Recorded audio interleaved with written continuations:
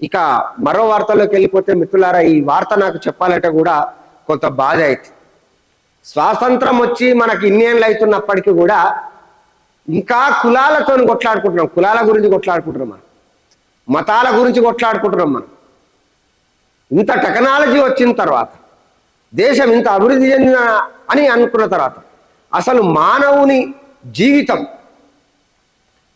ఇవాళ ఇవన్నీ మాట్లాడుకుంటా పోతే చాలా పెద్దగా ఉంది. కానీ ఈ కులం కుళ్ళు అనేది మాత్రం పోతలేదు. ఎట్లా కుల నిర్మూలన ఎట్లా జరుగుతుంది మిత్రులారా? నిన్న సూర్యాపేటలో మరొక పరువు హత్య జరిగింది.